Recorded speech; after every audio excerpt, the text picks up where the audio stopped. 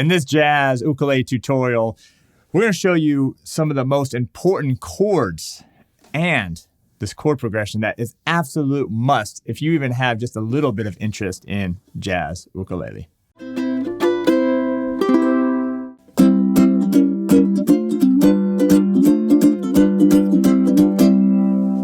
Hi, I'm Terry Carter, and welcome to UkeLikeThePros. If you're new to the channel or haven't done so already, make sure to subscribe and turn on that bell notification. Now, this is a really cool lesson here. I'm actually going to have my man, Banjole Tin Man, Christopher Davis-Shannon, teach you this lesson. This is actually taken right from the Jazz Mastery course that we have at UkeLikeThePros.com. This is a fantastic course that Chris wrote for us, and he's the jazz master. So if you're into jazz at all, want to get into jazz, you need to get this lesson down. This one's going to be teaching you some of your open position jazz chords and a really super cool chord progression. So I'm going to go ahead and let Chris take it away. Hello everyone, in this next video we're going to go over a very common chord progression in the key of C using just open position chords. So no bar chords here, we're keeping it nice and simple.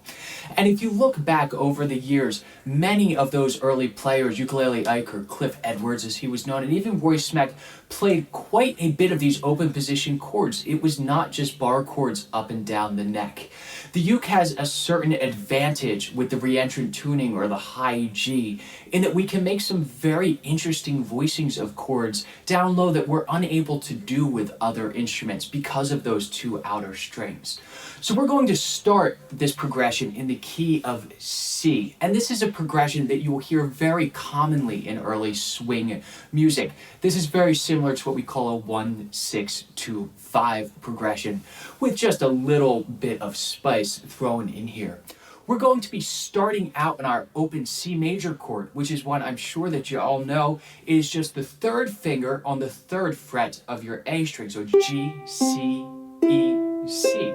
So there's our C major chord. And next we're going to move on to a C sharp diminished. And you may also see this referred to as an A7 flat 9. It can also be that they're really the same chord. It depends on how they're functioning in the song as to what we're going to call it. But in this context, we'll go with the C sharp diminished chord. What we will do for this is we're going to play open G. Our first finger is going to play the first fret of our C string. That's a C sharp. And then we're going to play our open E. And we're going to have our B flat on the first fret of our A string with our second finger. If this doesn't sound pretty to you, you're doing it right. Diminished chords don't sound great, but they give us a great vehicle of motion to get to the next chord. One thing that should be noted about these diminished chords, if you've ever played with them before, you probably know that they are movable chords. And even with these open strings, we can move this same chord up and down the neck. We can go up every 3 frets, so we can play this again on the 4th fret, still a C sharp diminished 7. On the 7th fret, still the same chord, and then up on the 10th fret. All of these are exactly the same chord, with just sliding that hand position up. Now next we're going to move on to a D minor 7th chord, and this is similar likely to the D minor chord that you're used to playing. We're just going to add in one more note. So we will play with our middle finger, the 2nd fret of our G string, an A.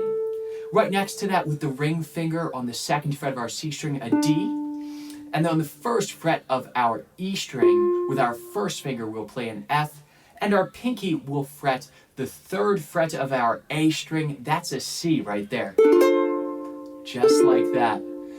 And then we're going to move on to our standard G7th chord, which you've likely played before.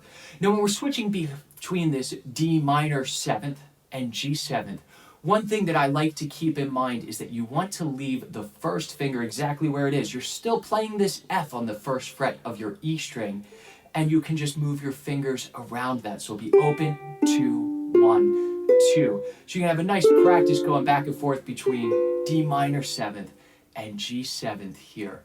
So let's try that much of the progression together. We're going to have 2 beats of C, 2 of C sharp diminished, 2 of D minor 7th, 2 of G7th, and we can loop that. So let me play it for you first. 1, 2, 3, 4.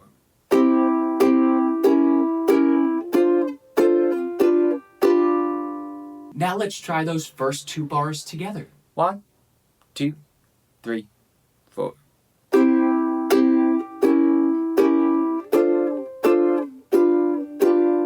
Great job. Now, if you look at the next 2 bars, you'll see that bar 3 is an exact repetition of bar 2. We'll be playing from D minor 7th to G 7th again, and then resolving to our open position C major chord. So let's try the first 4 bars together. 1, 2, 3, 4.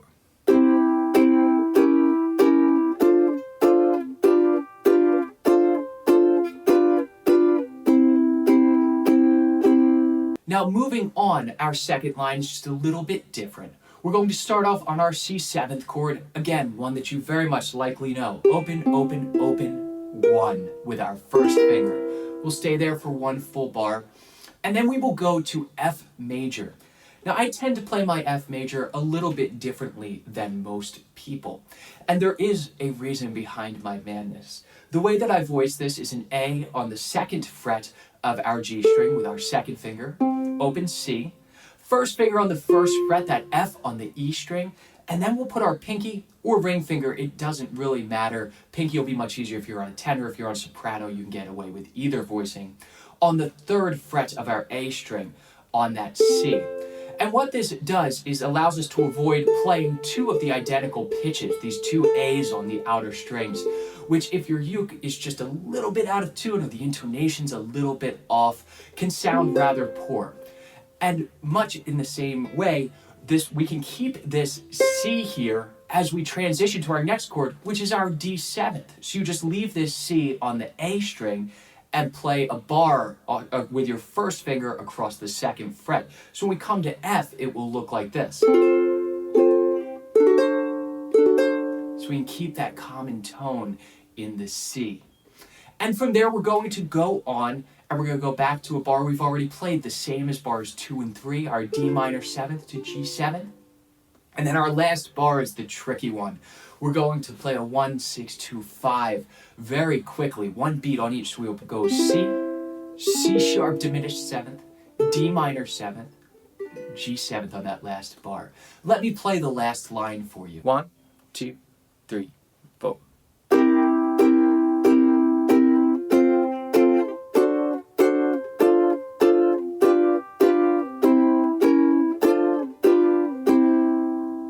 Now let's try that one together. 1, 2, 3, 4.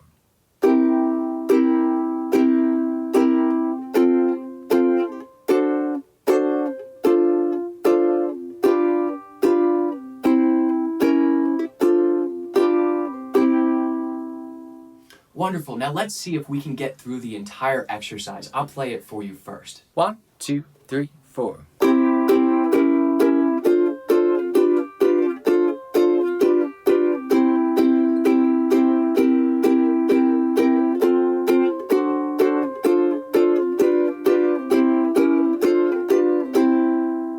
Now let's do this entire exercise together. 1, 2, 3, 4.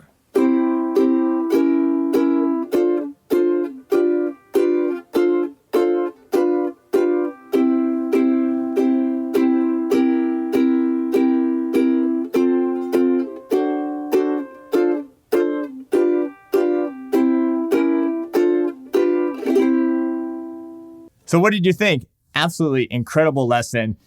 Chris, what a player, what a teacher. He's got everything. And this course, so if that was something you like, you want more of it, the Jazz Mastery course, that's where you need to be. Chris gets into this stuff and so much more if you really want to start understanding and playing jazz the authentic way. So that's the Jazz Mastery course. It's at UkeLikeThePros.com. I'll put a link of that below. Appreciate you being here, and we'll see you next time.